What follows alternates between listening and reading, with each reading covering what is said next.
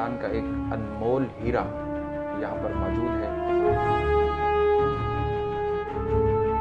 Kuwait का रिहायशी, कहाँ उसने आंखें खोली, कहाँ उसने तालीम हासिल की।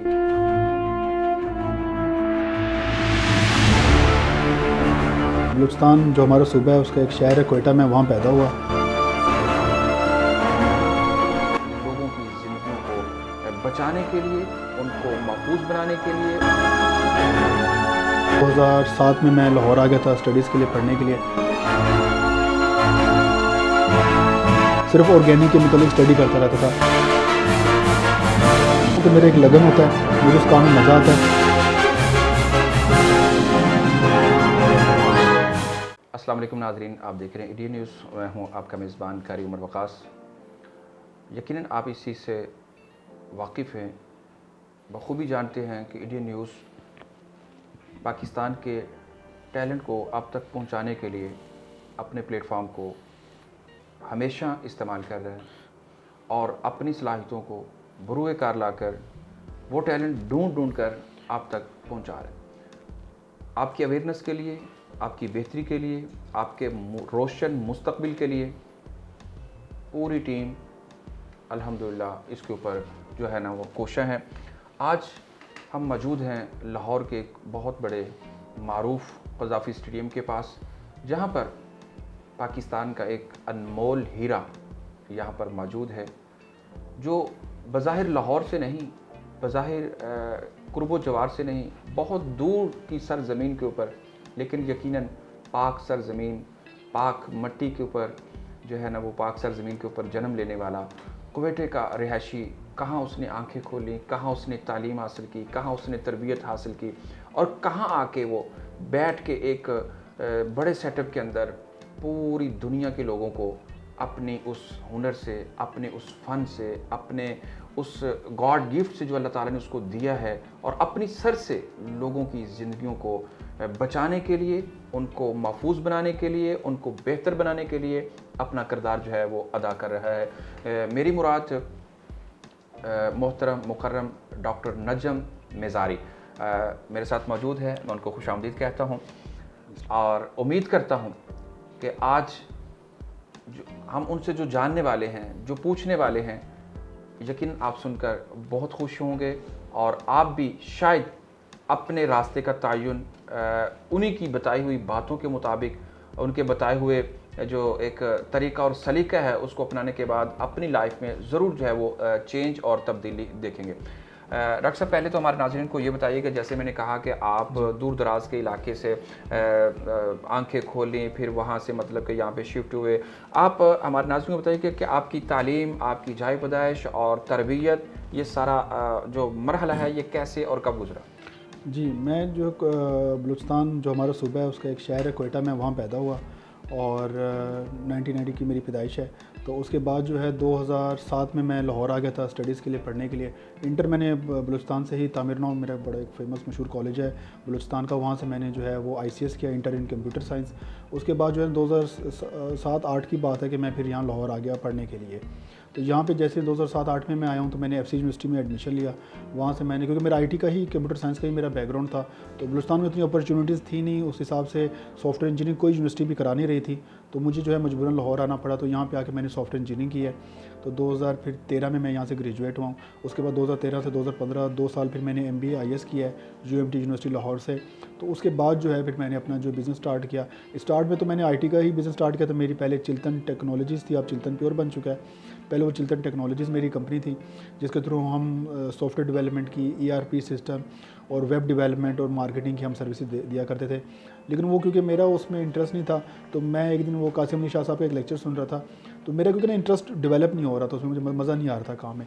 तो कासिम अली शाह के एक लेक्चर में मैंने सुनने को मिला, उसने कहा जी अगर आपका काम आपको थका रहा है तो इट्स मीन है कि ये आपके मतलब का काम नहीं है, तो उस काम को छोड़ के ऐसा काम करें जिसमें आप 24 आवर्स अगर आप काम कर भी जाएँ तो वो काम आपको थकाए ना। तो इस तरह मैंने फिर आईटी कंपनी बंद करके फिर मैं ऑर्गेनिक में मेरा बड़ा ज़्यादा इंटरेस्ट था, यानी कि मैं काफ़ी काफ़ी दिन ऑनलाइन बैठा रहता था, सिर्फ ऑर्गेनिक के मुतालिक स्टडी करता रहता था, हर्ब्स के मुतालिक, अरोमा थेरेपी पे, इन सारी चीज़ों के बारे में पढ़ता रहता था। तो मुझे समझ आया कि अच्छा यार ये मेरा इंटरेस्ट है, क्योंकि मैं जब भी इस चीज़ पे बैठता हूँ तो मेरा एक लगन होता है, मुझे उस काम में मज़ा आता है और वो काम मुझे थकाता नहीं है। तो मुझे इस तरह मुझे अपने पैशन का पता चला कि अच्छा यार जो चीज़ आपको थका नहीं रही, इट्स मीन कि वो आपका पैशन है, वो आपका शौक है। तो इस तरह करके मैं फिर जो है ना ऑर्गेनिक की तरफ आया। यानी आप एक इंजीनियर भी हैं, आप आईटी हेड भी हैं, आप जो हैं वो एक अच्छी तालीम और तरबियत होने के बावजूद आपने जो है वो ऑर्गेनिक का जो इंतखाब किया है, आपने इसके क्या फ़वाइद देखे, आपने इसके ऊपर क्या सर्च जो है वो की, क्या आपने इसके अंदर को ख़ास देखा कि आपने इसका इंतखाब कर लिया? जी, मैं ये था, मुझे था कि मैं जब भी कोई ऐसा काम करूँगा जिससे हमारे जो ना कि सबसे पहले मुल्क को फ़ायदा होना चाहिए, दूसरा ये कि वो जो हमारे रूट्स के अंदर है, जो हमारे दादे परदादों के जो खून में, जो उसके डीएनए में कोई ऐसी चीज़ जो उनके डीएनए में थी, क्योंकि ऑर्गेनिक तो ये हमारे दादे परदादों ने बड़ा इस्तेमाल किया है, वो लोग तो थे ही 100% ऑर्गेनिक लोग। तो ये चीज़ थी, और जिसका मैंने कहा मुल्क को भी फ़ायदा हो, तो क्योंकि हमारे मुल्क का फ़ायदा तब, वो कहते हैं ना किसान खुशहाल तो मुल्क खुशहाल, तो मैंने कहा ऐसी कोई चीज़ है जिसमें हमारे फार्मर, जिसमें हमारा जो किसान है वो खुशहाल रह सके, तो वो सिर्फ वाहिद ऑर्गेनिक ही है। अगर आप ऑर्गेनिक कंज्यूम करेंगे, ऑर्गेनिक प्रोडक्ट्स खाएंगे, तो आपके किसान को भी फ़ायदा होगा और मुल्क को भी फ़ायदा, क्योंकि लोकल चीज़ लोकल ही बन के लोकल ही कंज्यूम हो जाती है। तो इस तरह के मुल्क ज़्यादा जल्दी तरक्की कर जाते हैं। आप चाइना की एग्जांपल ले लें, अमेरिका की एग्जांपल है, ये अपनी चीज़ें खुद बनाते हैं, खुद उगा के खुद ही कंज्यूम कर ले, तो सब कुछ ऑर्गेनिक करते हैं। और हमारे फोर फादर्स में भी ये सारी चीज़ें थी। तो मैं चाहता कि ऐसी कोई चीज़ों जिससे हमारा मुल्क को भी फ़ायदा हो, तो मुझे ऑर्गेनिक के अलावा कोई रास्ता नज़र नहीं आया, इसलिए मैंने ऑर्गेनिक का इंतखाब किया। आप क्या समझते हैं कि साबिका और मौजूदा हुकूमत ने एग्रीकल्चर जो इसकी बुनियाद है, जो ये किसान की खुशहाली और कह लें मईशत की मजबूती और आवाम की कह लें फलाह और बहबूद के लिए, उसकी सेहत की बहाली के लिए, इसके ऊपर गवर्नमेंट ने मौजूदा और साबिका ने कुछ काम किया या को करने की ज़रूरत है इसके ऊपर?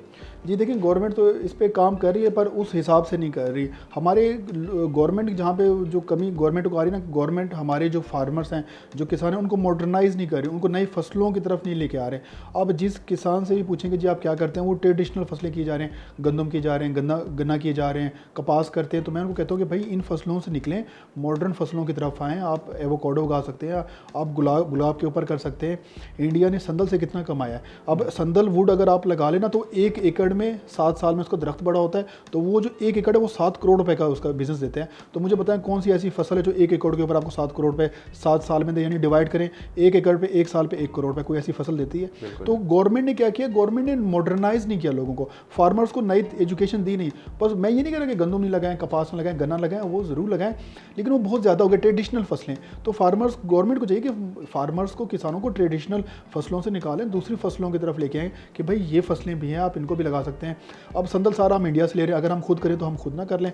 और भी इस तरह की बहुत सारी चीज़ें हैं, बहुत सारी जड़ी बूटियाँ आती हैं जो सारी की सारी बाहर से आ रही हैं। मेरा मकसद यही है कि मैं लोगों को, फार्मर्स को एजुकेट करूँ कि जितनी भी जड़ी बूटियाँ, हर्ब्स हैं जो मेजोरिटी इंडिया से आ रहे हैं, हम खुद भी काश्त कर सकते हैं। सेम कंट्री वो है, सेम कंट्री, सेम पानी उनका, सेम हमारा।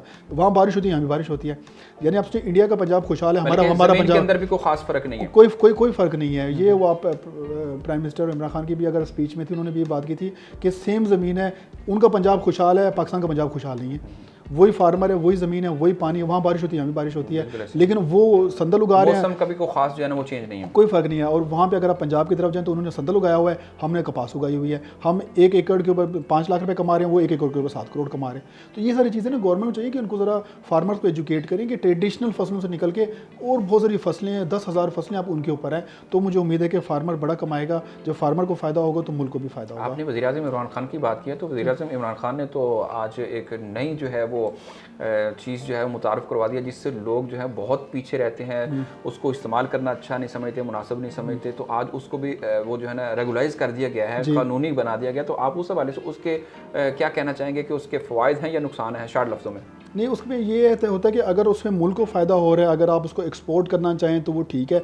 अगर वो लोकलाइज वो चीज़ प्रोडक्ट इस्तेमाल करना शुरू हो जाए तो बाद में, क्योंकि लोग उसको नेगेटिव यूज़ करते हैं, तो उसके साइड इफेक्ट हो सकते हैं। तो जो चीज़ भी अगर आप चाहते हैं कि आपने उसको, किसी भी प्रोडक्ट को अगर आपने एक्सपोर्ट करना है, तो किसी टाइप का भी इंग्रेडिएंट हो सकता है, अगर आपके मुल्क में उससे डॉलर आता है तो उसका फ़ायदा तो आपको उठाना चाहिए। मैं मईशत से हट के एक एज ए डॉक्टर आपसे जानना चाह रहा हूँ कि अगर हम उस चीज़ का इस्तेमाल करते हैं, मेरे नाज़रीन यकीनन उससे जो है ना वो जान गए हैं, तो क्या उससे नहीं है, उसके अगर वो इस्तेमाल करेंगे, ज़ाहिर सी बात है उसके थोड़े बहुत तो बेनिफिट्स हैं। वो जितने भी पेन के आपके जितने भी प्रोडक्ट्स हैं उनमें उसका बड़ा इस्तेमाल किया जाता है। जितने भी ये पेन के लिए जेल बनते हैं या पेन क्रीम बनती है या मसाज ऑयल्स बनते हैं, उनमें उसका बड़ा बहुत ज़्यादा इस्तेमाल है। तो अगर उस तरह देखा जाए तो उसका फ़ायदा तो होता ही है। अच्छा डॉक्टर साहब, आपने एक मुश्किल तरीन जो है वो कह ले एक डिपार्टमेंट का जो है ना वो आपने इंतखाब किया, तो आपको स्टार्ट से लेके अब तक और आगे जो मुस्तकबिल है उसके अंदर आप किन मुश्किलात को देख रहे हैं और किन मुश्किलात का आपको अब तक जो है ना वो सामना करना पड़ा है? जी, लेकिन जब मैंने बिज़नेस स्टार्ट किया अपना चिल्तन प्योर का, तो उसमें जो मुझे हर्डल्स आई ना, वो मशीनरी की थी। यानी कि जो हमारे ऑयल एक्सट्रैक्शन की जो चीज़ें बनाने की ना, वो मशीनरी अवेलेबल नहीं थी। लोगों को कोई अरोमा थेरेपी का तो मतलब ही नहीं पता था। हमने कहते कि जी हमें स्टीम डिस्टिलेशन का प्लांट चाहिए, तो वो हैरान हो जाते थे कि किस टाइप का प्लांट है। तो उसमें बड़े हर्डल्स थे। आप सोचेंगे, मैं खुद वो जो वेल्डिंग वाले लोग होते हैं उनके साथ बैठ के मैंने मशीनें बनवाई हैं। मैं उनको एक पॉइंट का पता था कि आपने यहाँ पे वेल्ड करना है, इसको इस पीस को इतना काटना है। तो वो एक बड़ा मुश्किल टाइम था, क्योंकि मेरा ऑफिस भी था और मुझे उनके साथ भी बैठ के उनके समझाना पड़ता था। तो ये मशीनरी का कुछ था। फिर लिटरेचर लेक्चर मतलब कुछ कंटेंट भी नहीं था, ना कोई किताब अवेलेबल थी। आप सोचेंगे अब मैं अच्छा, गवर्नमेंट सतह पे इसके ऊपर कोई जो है ना वो अवेयरनेस मौजूद नहीं है? नहीं, बिल्कुल भी गवर्नमेंट को तो पता भी नहीं है। मैं काफ़ी गवर्नमेंट के लोग, मैं नाम ही लेना चाहूँगा डिपार्टमेंट्स के, कुछ लोगों के पास जब जाके मैंने इसका जिक्र किया तो उनको बिल्कुल भी इनकी अलिफ से बे भी नहीं पता थी। वो हैरान थे। मैंने एक्सप्लेन किया कि जी आते तो आपके ही सेक्टर में, आपके उसमें ही है, क्योंकि एक नई चीज़ है। उनका जी नई चीज़ है, इसको आते आते टाइम लगेगा, जब तक ये डेवलप नहीं होगी तो गवर्नमेंट भी उसमें सच खास इंटरेस्ट नहीं लेती। लेकिन हमने अपनी मदद आपके तहत काफ़ी हमने काम किया है। सबसे पहले तो हम कंटेंट पे काम कर रहे हैं। हमारा मैगजीन लॉन्च हो रहा है, हम चाह रहे हैं कि लोगों को अवेयरनेस करें। और मैं पहले किताब के ऑयल्स के ऊपर मैं पहली किताब भी लिख रहा हूँ पाकिस्तान में। आज तक तेल के ऊपर कभी पाकिस्तान में किताब नहीं लिखी गई, तो मैं टॉप 100 ऑयल्स के ऊपर मैं किताब लिख रहा हूँ। काफ़ी 70-80% आप एज ए डॉक्टर होने के साथ एक राइटर भी हैं। जी, मैं चाह रहा हूँ कि मैं, क्योंकि मैं देख रहा हूँ जो मसले मुझे है, तो मैं चाह रहा कि अगले वाले आने वाली नस्लों को ना वो मसले ना हो। मुझे कंटेंट नहीं मिला, तो मैं चाह रहा था कि मैं उर्दू में कंटेंट छोड़ जाऊँ। इंग्लिश में तो बहुत मिल जाएगा, लेकिन उर्दू में कुछ कंटेंट था नहीं, ना कोई मैगजीन था, ना कोई उस पर रिसाला था, ना कोई किताब थी, ना कोई लेक्चर्स थे। तो हमने यूट्यूब का अपना चैनल भी स्टार्ट किया जिसमें मैं लेक्चर्स देता हूँ। फिर किताब की सूरत में भी मैगजीन भी हमारा लॉन्च हो चुका है। तो उम्मीद है कि आने वाले लोगों को जो मैंने परेशानियाँ देखी हैं वो उनको नहीं होंगी इंशाल्लाह। ठीक हो गया। अच्छा डॉक्टर साहब, जैसे आपने इसका इंतखाब किया, तो आप क्या समझते हैं कि पाकिस्तान में जिस तरह बहुत सारे डॉक्टर, प्रोफेसर, बहुत सारे इंजीनियर और बड़े बड़े इन्वेस्टर और बड़े बड़े फार्मर्स जो हैं वो यहाँ पे मौजूद हैं, तो आप उनको क्या राय देना चाहेंगे कि जिस तरह हर बच्चा एक पढ़ता है, एजुकेशन हासिल कर, वो हर बच्चा कहता है मैंने डॉक्टर बनना है, जबकि उसके अलावा बहुत सारे डिपार्टमेंट जो है ना वो मौजूद हैं। तो आप हमारे जो इन्वेस्टर हैं उनको क्या मशवरा देना चाहेंगे कि वो किसका इंतखाब करें? जी, मैं अगर इसमें इन्वेस्टर कोई सुन रहा है मुझे, तो उसको मैं ये कहना कहूँगा कि अगर आप इसमें इन्वेस्ट करना चाहते हैं, पैसा लगाना, तो आप सारा पैसा फार्मर के ऊपर लगाएं। आप नई नई फसलें जो दूसरी कंट्रीज़ में हो रही हैं, जो कंपनीज़ जहाँ से बाहर से इंपोर्ट करके यहाँ पे यूज़ करें, तो आप उनसे कॉन्टैक्ट करके जो उनकी रिक्वायरमेंट है वो सारी यहाँ पे हो सकती है। आप उनको काश्त करें, उनको लोकल मार्केट में बेचें, उनका बड़ा पैसा आप कमा सकते हैं। और अगर आप ऑर्गेनिक कल्चर को प्रमोट करना चाहें तो यहाँ पे ऑर्गेनिक सेंटर्स खुल सकते हैं। जैसे इंडिया में आपने देखा होगा आयुर्वेदिक के हर जगह पे सेंटर होते हैं, या वहाँ पे एक मेडिकल स्टोर होता है, हॉस्पिटल होता है, साथ उसके आयुर्वेदिक सेंटर होता है। आयुर्वेदिक यानी वो नेचुरल को अपने आयुर्वेदिक कहते हैं, वो नेचुरल ट्रीटमेंट होती है। तो हमारे यहाँ नेचुरल कोई इस टाइप का नहीं है। नेचुरल एक हॉस्पिटल भी बन सकता है, नेचुरल एक स्टोर भी, एक नेचुरल क्लिनिक भी बन सकता है, जिसमें लोग हैं कि सिर्फ वो नेचुरल चीज़ों से उनका इलाज करना शुरू करें। इस टाइप का ट्रेंड अगर पाकिस्तान में आ जाए तो इसका बड़ा फ़ायदा है। और अगर कोई डॉक्टर मुझे सुन रहा है तो मैं डॉक्टर्स को भी ये रिकमेंड करूँगा कि जब भी आपका पेशेंट आता है, आप सिर्फ हमेशा उसको दवाइयाँ ना रिकमेंड करें, आप कभी उनको कोई फूड भी सब रिकमेंड कर दिया करें।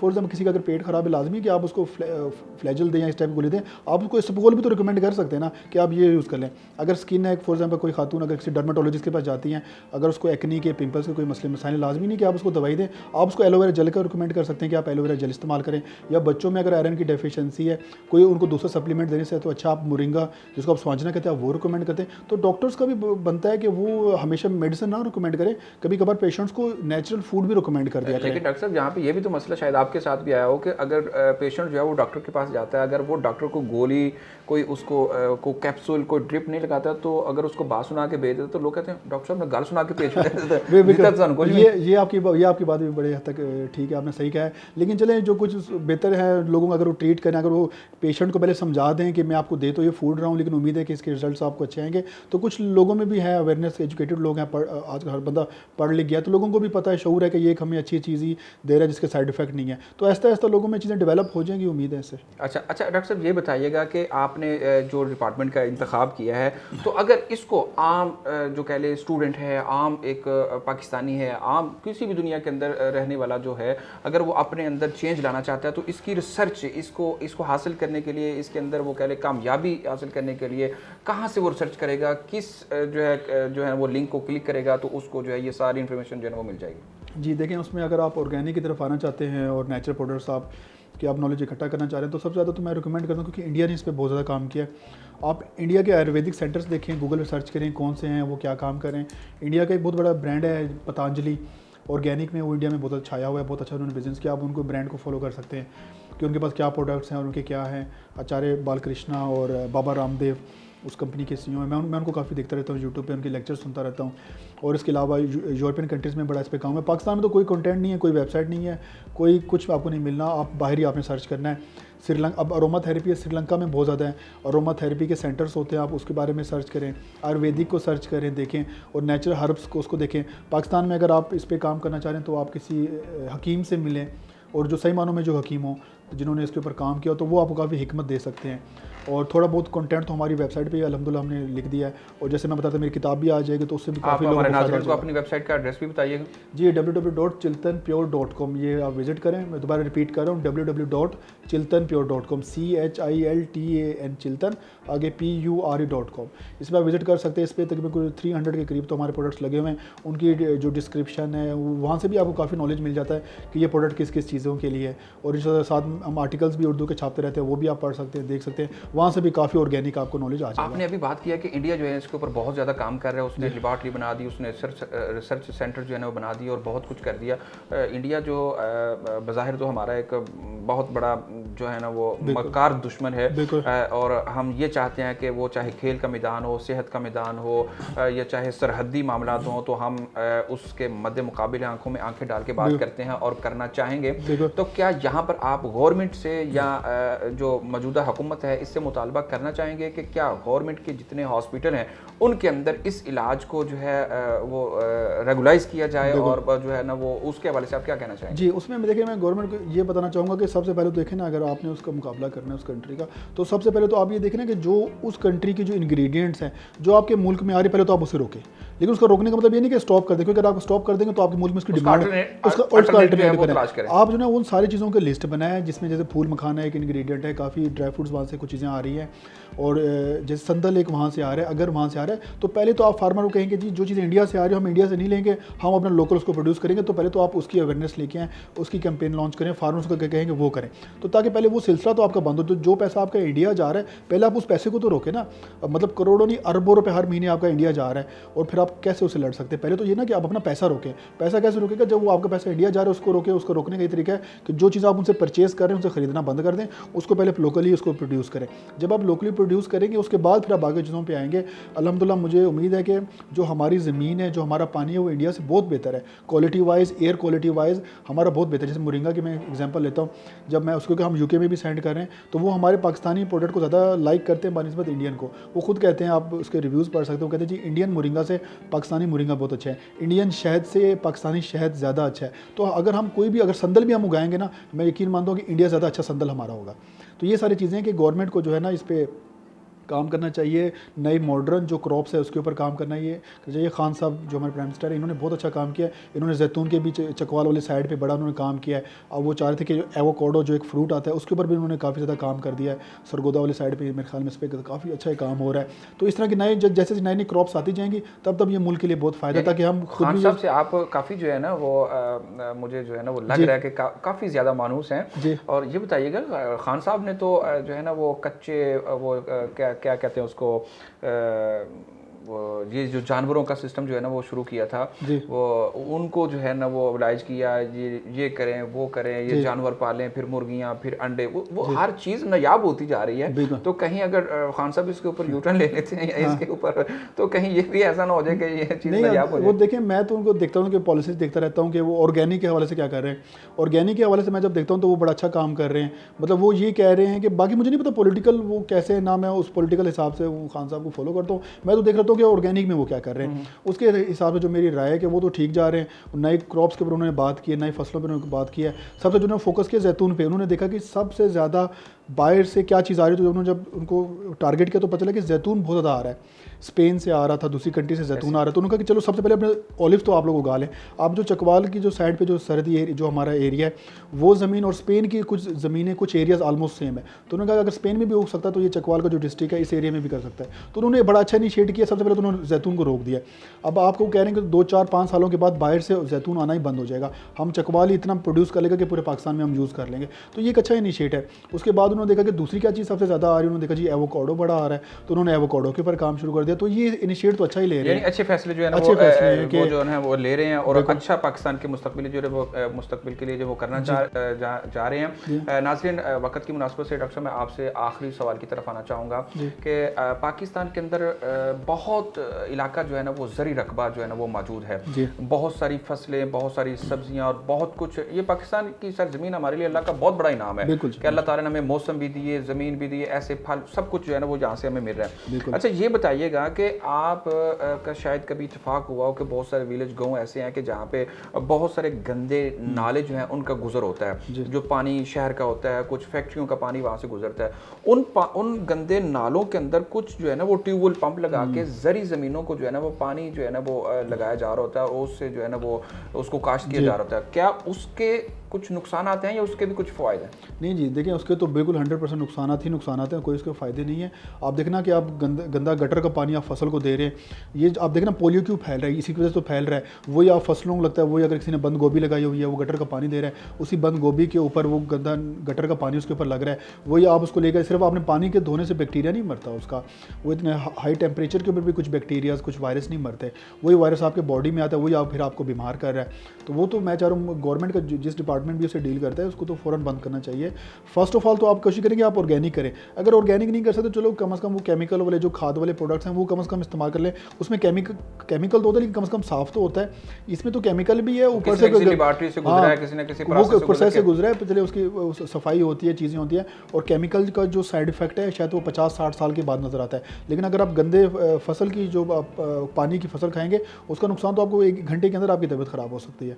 तो मैं गवर्नमेंट को चाहूँगा कि इस पर देखें, इस पर एक्शन लें, इसके बहुत ज़्यादा नुकसान आते हैं। ये पोलियो वगैरह आपका इसी से तो फैल रहा है पूरी दुनिया में, आप देखें पोलियो खत्म हो गया, पाकिस्तान वाहिद कंट्री जहाँ पे पोलियो अभी भी है, वो यही वजह है क्योंकि आप गटर और ये सारे नॉर्दर्न एरियाज़ में आपने देखा होगा वहाँ पे क्योंकि पानी ज़रा कम है, पहाड़ी इलाका होता है, पानी बहुत नीचे होता है, तो वहाँ पे इसका ज़्यादा ट्रेंड है कि वो नाले का ही पानी जो है ना वो फसलों की तरफ छोड़ देते हैं, तो उस पर ज़रा सख्ती करनी चाहिए। आज के प्रोग्राम की वजह से हमारे देखने वाले नाजरीन को आप एक कामयाब, मजबूत और कह ले फाइनेंशियली और सेहत के हवाले से मजबूत इंसान और कामयाब के लिए क्या मैसेज देना चाहेंगे? जी देखिए, मेरे सुनने वाले जो भी लोग मुझे सुन रहे हैं, स्टूडेंट है, चाहे बिजनेसमैन है, किसी तबके से भी हैं, या जो नए बिज़नेस स्टार्ट कर रहे हो अपने, कोई भी इंसान हो सकता है, कि आपने ज़िंदगी में हमेशा जो है ना अपने काम को फॉलो करना है, अपने पैशन को देखना है, डेडिकेट रहना है, और बहुत कुछ आपको इसके लिए कुर्बान भी करना पड़ता है। जैसे कि मैंने जब बिज़नेस स्टार्ट किया तो मैंने काफ़ी सेक्रीफाई किया, काफ़ी मैंने डेडिकेशन के साथ इसका काम किया। शुरू के 3-4 साल तो मैंने बहुत ज़्यादा मेहनत की, मैं 3-4 साल इतना फोकस था कि मैं उन 3-4 सालों में कभी किसी से मिला नहीं, किसी फंक्शन पे नहीं गया, किसी इवेंट पे नहीं गया, बिल्कुल सोशल लाइफ से बिल्कुल मैं साइड पे होकर मैंने काम किया। तो लोगों को मैं कहता हूँ कि मेहनत एक रातों रात नहीं मिलती, आपको इसलिए मेहनत करनी पड़ती है। ये चीज़ जो आज मेरा ब्रांड है अल्हम्दुलिल्लाह 100 से प्लस इसमें इन हाउस लोग काम कर रहे हैं, 100 से ज़्यादा लोग मेरी फील्डों पे होते हैं, तो अल्हम्दुलिल्लाह 4 हमारे ऑफिसेज हैं। तो अगर मैंने इतना ये बड़ा एम्पायर खड़ा किया तो ये बड़ी मेहनत के बाद खड़ा किया। तो ये कि डेडिकेट रहें, हिम्मत कभी ना हारें, और जो आपका पैशन हो उसके साथ लगे रहें। ये नहीं कि आप एक साल आप किसी और इंडस्ट्री में चले गए, एक साल के बाद आप किसी और फील्ड में चले गए, कभी आप मीडिया में चले गए, कभी आप रियल एस्टेट में चले गए, कभी आप फर्नीचर के बिज़नेस में चले गए। मैं लोगों को देख रहा होता हूँ, कभी उन्होंने वो कारपेट का काम शुरू कर दिया, तो कभी वो कहते हैं जी हम अभी रियल एस्टेट में प्रॉपर्टी का बेच रहे हैं। तो इस तरह ना करें, अपना आप वो लोग ऑलराउंडर बनने की कोशिश करते हैं, आप वो कहते हैं ना वो master of art trade jack of, ना वो कहते हैं ना जो हर चीज़ का एक्सपर्ट बनने की कोशिश करता है वो असल में किसी चीज़ का एक्सपर्ट नहीं बन सकता। तो आप हर चीज़ का एक्सपर्ट नहीं बन सकते, आप एक चीज़ का एक्सपर्ट बन सकते हैं जो आपका इंटरेस्ट है। तो उसी में जैसे मैंने आईटी का बिजनेस देखा था, तो उसमें मैं क्योंकि बिल गेट्स से बड़ा इंस्पायर था, मैं कहा जी बिल गेट्स अमीर बन सकता तो वो नहीं, वो मैं असल में वो एक्सपेक्टेशन ये रखता हूँ ताकि मैं स्टेज पे तो आऊँ। तो मैं कहा जी वो उन्होंने आईटी में इतना नाम बनाया, बाद में पता चला कि भैया अगर बिल गेट्स ने नाम बनाया वो उनका आईटी पैशन है, मेरा भी पैशन था पर इतना नहीं था जितना मेरा ऑर्गेनिक था। अल्हम्दुलिल्लाह देखिए मैंने ऑर्गेनिक का बिजनेस स्टार्ट किया और आज हमारी कंपनी चिल्तन पे और पाकिस्तान की नंबर 1 कंपनी अपनी डोमेन में ऑर्गेनिक में वी आर नंबर 1। हमसे बड़ी कंपनी नहीं है पाकिस्तान, क्योंकि हमने इस पर डेडिकेशन के साथ काम की। शुरू में तो ये चल ही नहीं रहा था, बिजनेस बड़ा मुश्किल है, बड़ी हर्डल्स हैं। लोगों ने कहा कि भाई तो चलना ही नहीं है, कोई काम है, तेल का भी कोई बिजनेस होता है, ऑयल कहाँ बिकते हैं। और अल्हम्दुलिल्लाह हमने इतना ऑयल बेचा है कि वो लोग मजाक भी करते हैं कि इतना तेल तो सऊदी अरब के पास है जितना तेल आपके पास है, यानी 200+ ऑयल्स आपके पास, इतने ज़्यादा ऑयल्स हैं। तो ये कि डेडिकेशन के साथ काम करें, मेहनत करते रहें। और यहाँ ये भी बता दीजिएगा कि जो सऊदी अरब के पास तेल है वो तो बहुत सस्ता है, तो जो आपके पास तेल वो महंगा या सस्ता है? नहीं, हमारे पास तेल तो बहुत एक्सपेंसिव है, जैसे कि लोग अक्सर रेट पूछ भी लेते हैं। तो अब संदल का जो ऑयल है वो 7 लाख रुपए का पर लीटर है, जो रोज़ का है वो 25 लाख रुपए का लीटर है। दुनिया के सबसे जो महंगा तेल है वो अगरवुड का है, वो 1 लीटर 13 करोड़ रुपए का होता है 1 लीटर, क्योंकि वो पूरा आधा जंगल चाहिए आपको तेल निकालने के लिए, क्योंकि इसके अंदर जो ऑयल कंटेंट होता है वो 0.001% होता है। और आपके पास कौन कौन सा तेल मौजूद है? अब हमारे पास जो सबसे महंगा ऑयल है वो रोज़ ऑयल है, वो 25 लाख रुपए का उसका पर लीटर, लेकिन हम वो छोटी शीशों में बेचते हैं, वो 40,000 के 45,000 के। लेकिन ये कि वो डलता भी कम है, वो एक ड्रॉप डल गया तो वो इट्स ओके, अपना काम दिखा गया, वो काम अपना दिखा देता है। और वो जो ऑयल होता है ये ऐसे ऑयल्स होते हैं कि अगर आप उसे कपड़ों पे आप लगा लें, 50 दफ़ा भी आप अपना कपड़ा धो लें तो वो खुशबू नहीं जानी। वो ऐसे कि समझे कि वो बस एक कपड़े को, एक सूट को परफ्यूम की एक दफ़ा ज़रूरत पड़ती है बस, उसके बाद उस खुशबू ने नहीं जाना कहीं भी, वो सारी ज़िंदगी उसके साथ वो कपड़ा गल जाएगा, खुशबू नहीं जाएगी। यही उसके खालिसपन की ये एक लॉन्ग लास्ट है। वो जब लग गया चीज़ के बस वो लग गया, उसे सारी ज़िंदगी हमेशा वहाँ पे खुशबू रहनी है। तो जिस तरह के हमारे एक जब पुराना ऑफिस था तो वहाँ पे कारपेट पे हमारे तो वो जो ऑयल था वो गिर गया, तो वो हमें फिर कारपेट चेंज करना पड़ा गया था, वो धो के वो खुशबू नहीं जा रही थी जो भी। अच्छा डॉक्टर साहब, मुझे बहुत अच्छा लग रहा है, टाइम तो जो है ना वो बढ़ता जा रहा है, लेकिन मुझे आपके साथ बात करके बहुत अच्छा लग रहा है और मेरे नॉलेज में बहुत ज़्यादा इजाफा हो रहा है। अच्छा, आपको जो है वो स्टूडेंट लाइफ से लेके अब तक आपके साथ बहुत सारे लोग मुंसलिक हो गए, कुछ दिलचस्प सी बात, कोई आपके पास कोई ऐसा पेशेंट आया हो कि आप उसने आके बड़ी परेशानी का इजहार किया तो आपने कहा ये तेल लो जी। अच्छा, इसमें ज़्यादातर मेरे पास ख़वातीन आती हैं, वो क्योंकि नींद के बहुत मसले मसाइल होते हैं। अब मैं उनको पहले ही एजुकेट कर देता हूँ कि ऑर्गेनिक का रिजल्ट थोड़ा टाइम आने में लगता है। तो कुछ ख़वातीन हैं वो नींद के डिसऑर्डर होते हैं, तो वो मुझसे अक्सर प्रोडक्ट्स ले जाती हैं। एक ख़वातीन ने तकरीबन कोई मुझसे ऑयल लिया तो रात को 2 बजे उन्होंने फ़ोन कर दिया, कहते 2 बजे मुझे नींद नहीं आ रही। तो ये आप काम करो, तो मैंने को बताया कि बीबी कोई मेडिसिन थोड़ी है कि अभी, क्योंकि तो फूड है। मैं कहा आप थोड़ा सा और वेट करें। फिर उन्होंने 4 बजे फिर मुझे फ़ोन किया, 2 घंटे और गुजर गए। तो इस तरह के फिर मैंने फिर सुबह उनसे बात की, मैं कहा जी इसका जो रिजल्ट है ना वो कुछ अर्से के बाद आता है। उसने ये नहीं कहा कि नहीं अपना तेल वापस ले, नहीं तो नहीं, अब उनका जवाब सुने तो वो कहते आप मुझे कुछ अर्से बाद दे देते ना।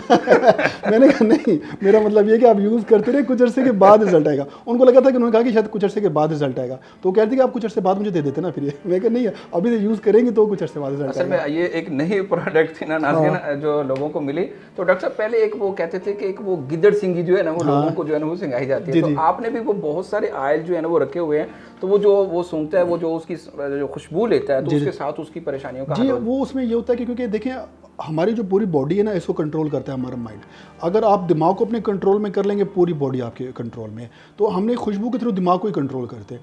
देखिए जब आपको स्ट्रेस होता है, एंजाइटी होता है, तो आपके दिमाग के अंदर जो मुख्तलिफ नोड्स होते हैं, उन नोड्स पे जाके एक चीज़ हिट होती है, वहाँ से केमिकल रिलीज़ होता है। वो केमिकल फैसला करता है कि आपने कितना गुस्सा करना है, आपने कितनी मोहब्बत करनी है, कितने अंदाज में उसे बात करना है। इस चीज़ का फैसला आपका दिमाग कर रहा होता है।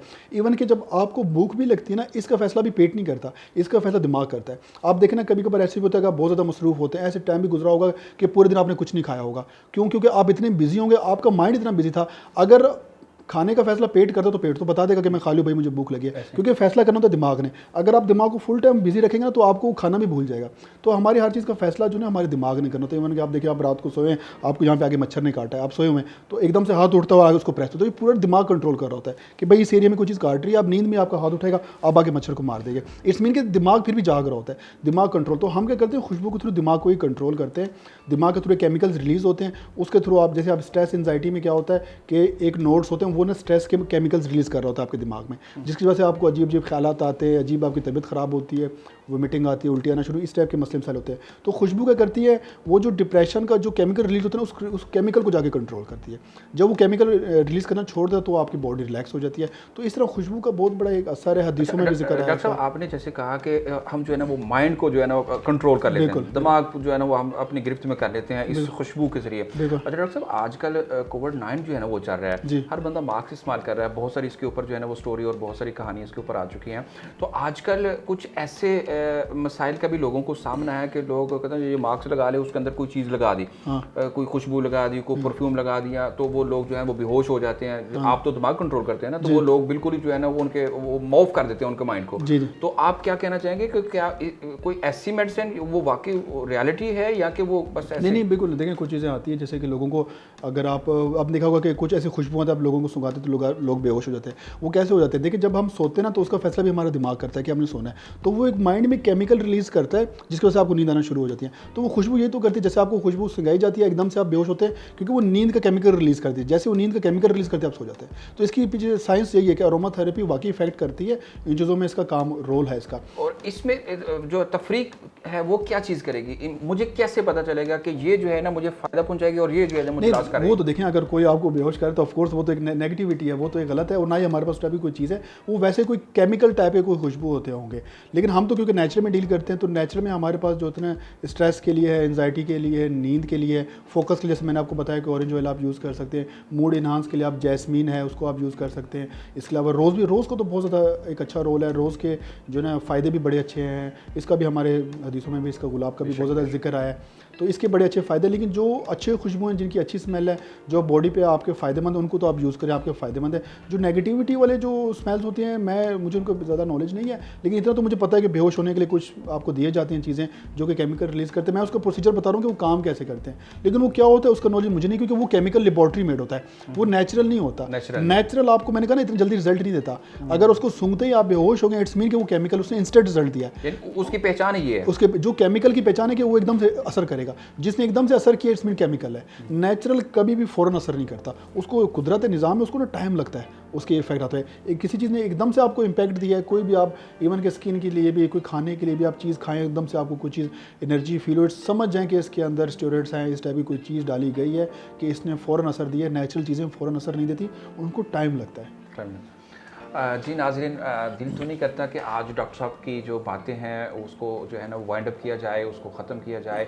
बहुत कीमती बातें, बहुत आला मेयार जो है वो आप लोगों तक पहुंचाने के लिए डॉक्टर साहब ने अपना कीमती वक्त निकाला और बहुत सारी अवेयरनेस यकीनन आपको मिल गई होगी। और मैं लास्ट पे बस यही कहना चाहूँगा कि हक़ और सच की पहचान ज़रूर करें। उन्होंने खुशबू को सुन्नत से जो है वो मनसूब किया है। यकीनन हमारा जो दीन है, हमारा जो इस्लाम है, अत्तहूर शत्रुल ईमान, जो है वो सफाई सुथराई, पाकीज़गी, तहारुत, वो चाहे अंदरूनी है चाहे बैरूनी है, वो यकीन होनी चाहिए। आँखों में भी सफाई, दिमाग में भी सफाई, दिल में भी सफाई, हर चीज़ में सफाई और सुथराई होनी चाहिए। ये क्यों होनी चाहिए? ये मेरे और आपके पीर मुर्शिद ने भी कहा था, इन्न अल्लाह ताला तय्यब ला यक़बलु इल्ला तय्यबा। अल्लाह ताला पाक, साफ़, ताहिर, वो किसी पलीद चीज़ को कबूल नहीं करता, वो पाक चीज़ को जो है ना पसंद करता है। और जहाँ तक खुशबू का ताल्लुक है, तो आप सल्लल्लाहु अलैहि वसल्लम ने 4 चीज़ों को अपनी लाइफ के अंदर पसंद किया है, जिसके अंदर मतलब कि एक तकिया है, एक दूध है, एक खातून है और एक उसमें से खुशबू है। खुशबू को आपने लाइक किया है, पसंद किया है। तो आज हमें अपने नेचुरल लाइफ की तरफ, नेचुरल दीन की तरफ जो है वो आना चाहिए। और इसके साथ हमारी भी बेहतरी है, हमारी मुआशरे की भी बेहतरी है, और हमारी कह ले एक जो मजमूई हवाले से हमारी जो उम्मत है, हमारा जो मुआशरा है, उसकी भी और हमारी जो मईशत है वो भी यकीनन मजबूत होगी। इंशाल्लाह नए प्रोग्राम के साथ और नए अंदाज के साथ आपसे जल्द करेंगे मुलाकात। उस वक्त तक के लिए मुझे अपने कैमरामैन उस्मान अली के साथ दीजिए इजाज़त। मज़ीद ख़बरों, तबसरों और तज़कियों के लिए हमारी वेबसाइट www.ednpk.tv विज़िट कीजिए। अल्लाह हाफ़िज़।